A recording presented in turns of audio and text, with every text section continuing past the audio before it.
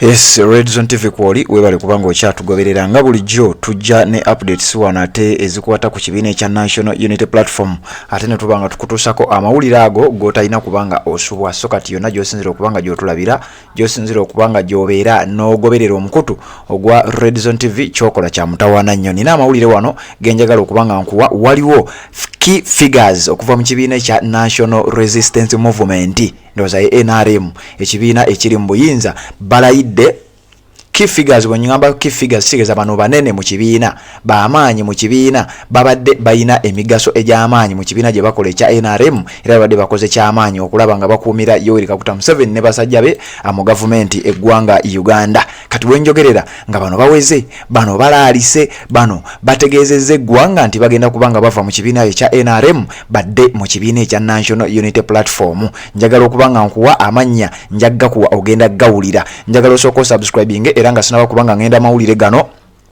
nja kusaba yonna gy'osinzira okubanga gy'otulabira kirira wansi awo olaba ekigambo subscribe okikwateko okwate ne kade akaka notification ogenda kuba tomisinga nsonga yonna era nga wentera okugamba ojja kubeera omu ku abo abanasooka okumanya singa Red Zone TV tunaabanga tutaddeyo ensonga yonna.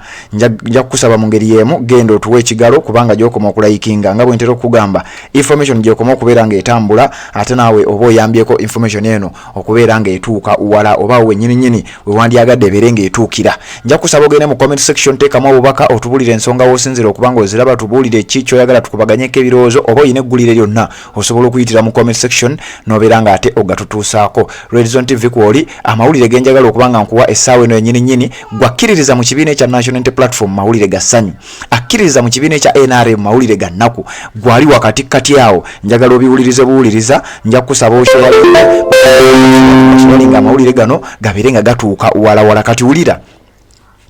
Okuvira ddala mu biseera eby'emabega ng'ennaku z'omwezi 14 omwezi ogw'omusanvu omwaka gwa 2022 ekibiina ekyali kyatondebwawo omwaka gwa 2024 nga kitondebwawo nga kiyitibwa National Unity Reconciliation and Development Party NURP nga kikulemberwa amanyiddwa nga Moses Nkonge Kibalama eyakisikiza oba yata entebe n'agikwasa Robert Kyagulanyi Ssentamu ng'ennaku z'omwezi 14 mwezi gwali gwa musanvu omwaka gwali gwa 2022 Robert Kyagulanyi Ssentamu awo nga twetegekera akalulu aka 2021 azze akyusa mu kibiina ekya National Unity Platform enkyukakyuka ezasooka zaali mu kuva mu linnya liri erimanyiddwa nga National Unity Reconciliation and Development Party NURP n'akikyusa n'akifuula National Unity Platform oba NUP.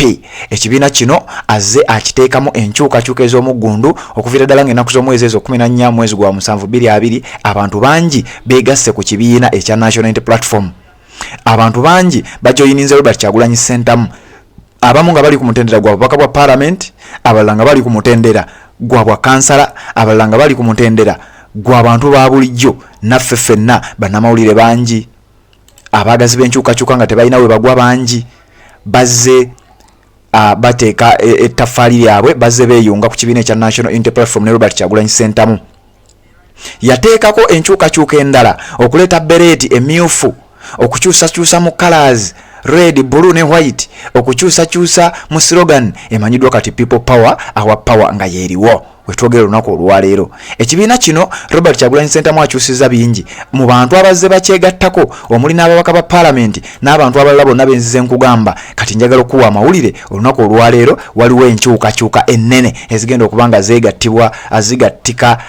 zeegatta ku kibiina ekya National Unity Platform. Bano abagenda okwegatta ku kibiina kino sigambye nti bagenda kwegattako olwaleero sigambye nti bagenda kubeera nga bajoyininga lunaku lwaleero oba nti amawulire ogenda gawulira nga bagaanawunsinga lunaku lwaleero naye ng'enkyukakyuka essaawa yonna waliwo ba key figures abasajja n'abakazi ab'amaanyi okuviira ddala mu kibiina ekya NRM ekiri mu buyinza bano nga be bamu ku babadde bayambyeko Yoweri Kaguta Museveni okufuga eggwanga emyaka egigendedde mu 40.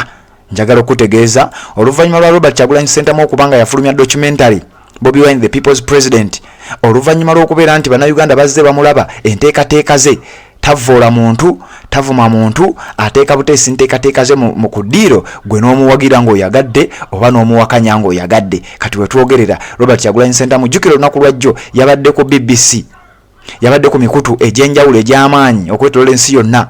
Jjukira ennaku zino ali bweru wa ggwanga, ali mu kubanga awangula zi award ku award oluvannyuma lwa documentary eyo okubanga ekoze ebyafaayo okwetoolola ensi yonna.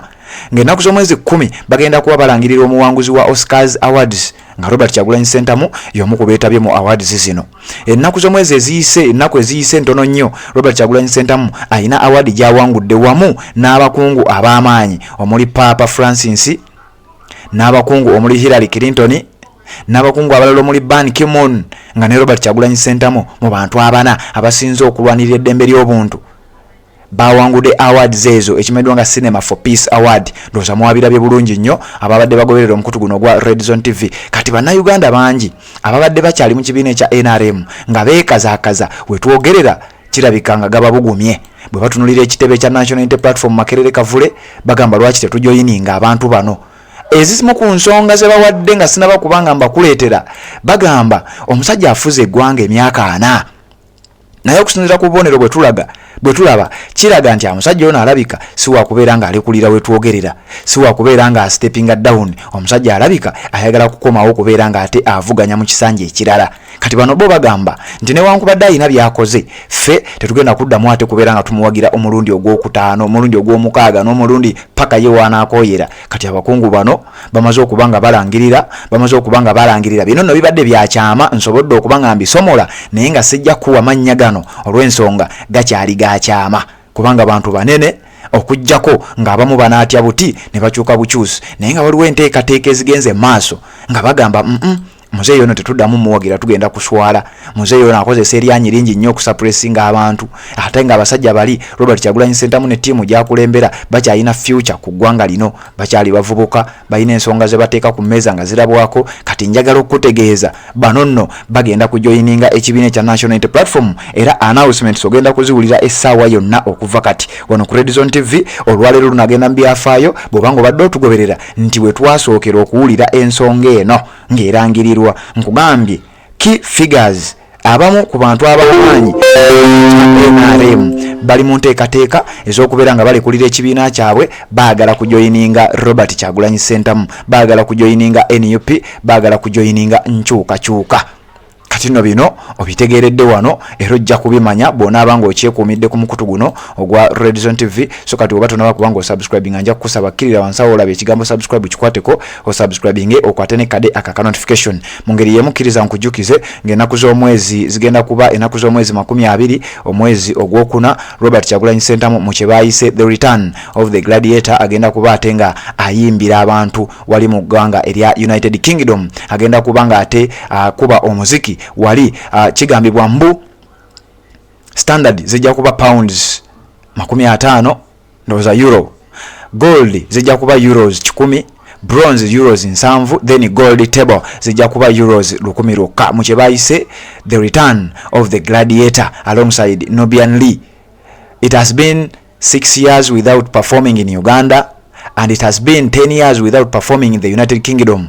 The Oscars Awards nominee Bobi Wine, the people's president, in The Return of the Gladiator alongside Nubian Lee ogenda kubanga ate owulira ku muziki ogwo ng'ennaku z'omwezi zigenda kuba 20 mwezi gwa kuna omwaka guno gwennyini 2024. Ensonga ojja kuba ozifuna butereevu wano ku Red Zone TV naye oba totoba kubanga osubscribinga kikole obeere ng'otambula naffe ebbanga lyonna. Tuwuliziganye mu updates eziddako tukyakuweereza amawulire nga bwe gatutuukako naye ng'ago galindirire essaawa yonna. Era waliwo TV emu egenda okubanga esoma amawulire gano ku ssaawa emu ojja gawulira naye nga bo bajja gabikkirira ffe tujja gakuleetera nga bwe gali mbulambalamba.